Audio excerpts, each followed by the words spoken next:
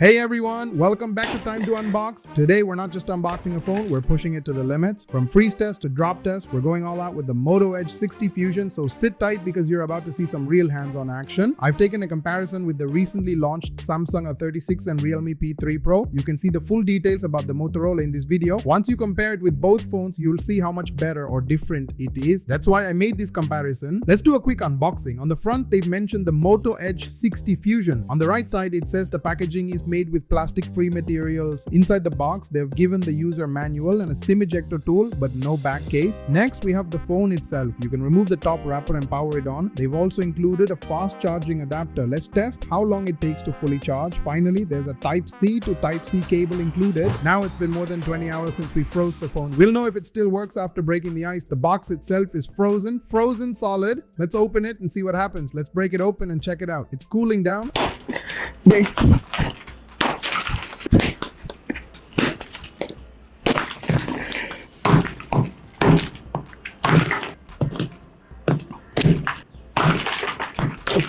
I don't know what's happening, but it turned on. It's still cooling down though. How do we remove the ice? We can pour some water on it to get it out. I think it took a long time to freeze this. It was really tough to break. Even after all that, the phone didn't shut off. The display and touch are working perfectly. Let's check the front and back cameras. Has any fog formed? Let it come back to room temperature first. It took some time, but there's no fog on the front camera. This isn't just a freeze test. Since it has an IP68 rating, nothing happens even if we submerge it in water. To test that, we went to a swimming pool. The waves were intense. It said that the color of the water changes due to the rain, and once the phone's in, it's hard to find. You can jump into the water holding the phone. If you lift it too forcefully, water might go in, but we tested that too. Even if someone pushes it in, we tested that. Even when you touch it underwater, it still works. If you're out in the sun and you jump in with the phone in your pocket, no problem. We checked that too. The water testing held up well in all our tests. Next is the IP69 test. Let's do it now. We decided to do a special drop test. I'll show you what happened. They say this phone has a military grade certificate, so technically it shouldn't get damaged easily. But I'm a bit worried since it has a curved display. I'm not sure how long it'll last. Let's test it one by one. First, we'll check what happens when it falls from your pocket. If it breaks on the first drop, that's bad. But it fell normally, no issues. Next, we'll increase the height. Let's see how it handles. It hit the edge. There's a small scuff on the side, but the display and phone are fine. If we just leave it lying around, it gets boring. I should have told you before dropping it.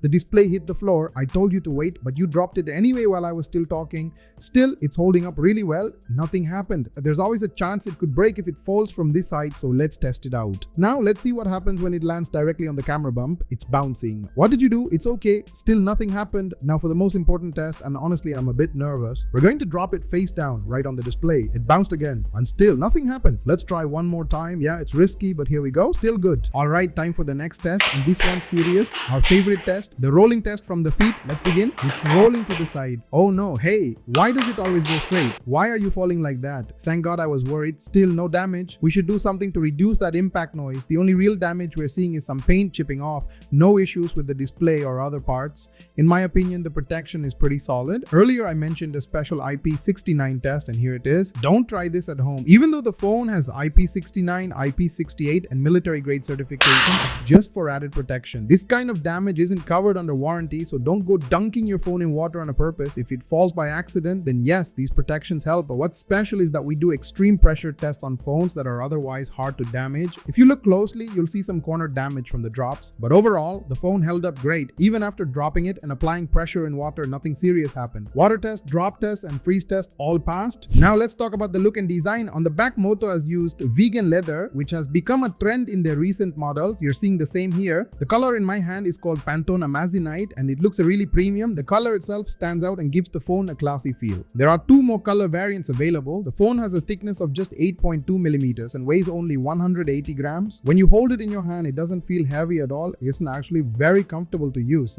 In terms of overall design, Motorola has really delivered a premium feel. I've created this table to compare all three phones. According to the specs, Samsung has only provided IP67 protection. That's a bit outdated, especially when compared to the IP69 rating offered here. Samsung hasn't mentioned anything about drop or freeze test durability. Realme comes in second. The design is good, and they've also given IP69 protection. You can submerge it in water or hit it with force, and the phone should handle it fine. However, there's still no official mention of drop test support. On the other hand, Motorola has gone all out. They've included drop test support, freeze test, and even a military grade grade certification. With IP69 protection, Motorola clearly takes the win here. They've also included an in-display fingerprint scanner, which is super fast. The face unlock works well too. Even in low light conditions, it unlocks quickly. At the bottom, there's a hybrid SIM slot that supports expansion up to 1 terabyte via SD card. You'll also find the microphone, Type-C port, and speakers. And yes, it's a stereo speaker setup with Dolby Atmos support, which is a great addition. The audio quality is really impressive. On the side, you've got your volume rocker and power button. And at the top, there's a noise cancellation mic. Now let's talk about the display. It's a 6.7-inch POLED display with 1.5K resolution and 10-bit color support. They've introduced a quad curve design, which looks and feels quite unique. The left and right sides have a 45-degree curve, similar to what we've seen in older flagship phones. There's even a slight curve at the top and bottom too. The screen-to-body ratio is an impressive 96.32%, which makes it feel like a true bezel-less experience when you look at the front. It supports a 120Hz refresh rate, and once you set it up, you'll notice it switches between 60Hz, 90Hz, and 120Hz depending on usage. Swiping and scrolling feels super smooth. It also comes with HDR10+, so HDR content really pops. In terms of protection, they've used Gorilla Glass 7i, and for brightness, it can reach up to 4500 nits at peak. Whether you're indoors or outdoors under direct sunlight, the brightness and visibility are excellent. The color of the design is Pantone verified true color, which means the colors you see on the screen are accurate to real life. Whether you're using the display or the camera, the color output stays true to what your eyes see. So when it comes to comparing the displays across these three phones, you can clearly see which one stands out. Moto is the clear winner when it comes to the display, featuring a stunning 1.5K resolution and an impressive 4500 nits of peak brightness.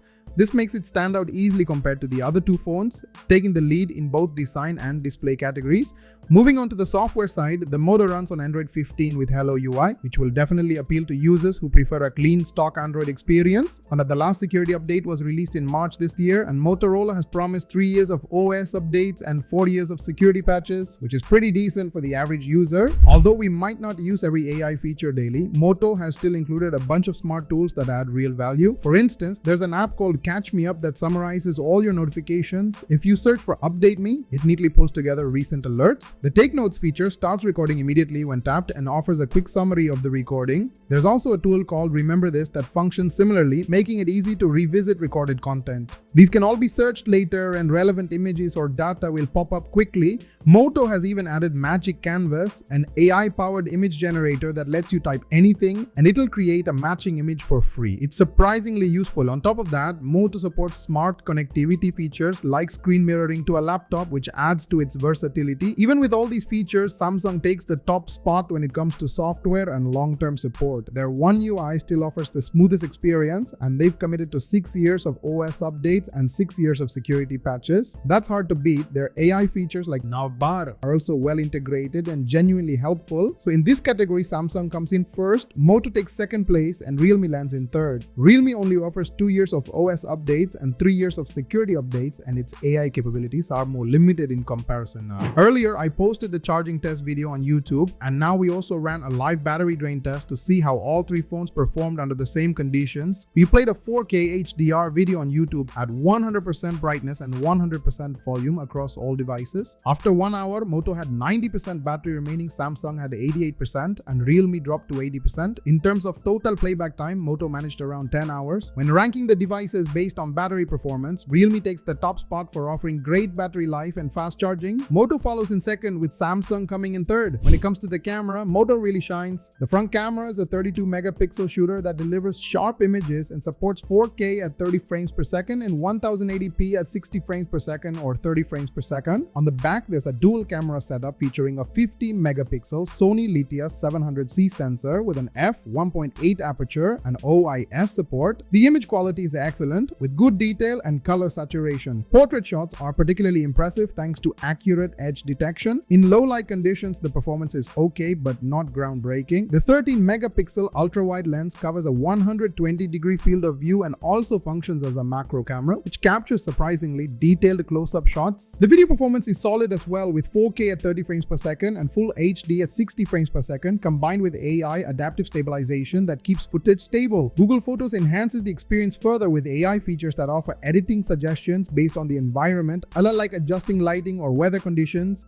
There's also an AI eraser to remove unwanted objects and a color focus option that lets you highlight certain colors while muting others. The image enhancer feature automatically improves brightness and contrast, especially useful if you want your photos to pop without much manual tweaking. Overall, the Moto camera setup feels complete and well-rounded. While Realme delivers a good performance, Moto seems to strike a better balance between quality, smart features, and consistency. The selfie camera is also quite reliable, making Moto a strong contender in the camera category. Now let me show you some of the features from Samsung's recent photos, how they've been neutralized, and how the optimization has improved significantly. Moving on to performance, the Moto is powered by the MediaTek Dimensity 7400 processor, which delivers solid results across benchmarks and real-life usage. Antutu, the Moto scored around 600,000, which is quite good for this segment. On Geekbench, it recorded a single-core score of 1052 and a multi-core score 3044, showing it's capable of handling both everyday tasks and heavy multitasking smoothly. We also tested CPU throttling under continuous load, and it held steady with around 82% stability, which means sustained performance without major drops, and wildlife extreme stress test around 99.5%. In daily use, whether it's multitasking, using social media, or playing graphic-intensive games, the Moto handles it all without breaking a sweat. It's well optimized and doesn't overheat easily, making it suitable for both casual users and gamers. When it comes to price, the Samsung falls to the third place on Wido, offering the 8GB plus 128GB variant at 31,000 rupees, which is a bit steep considering it doesn't deliver the all-rounder experience.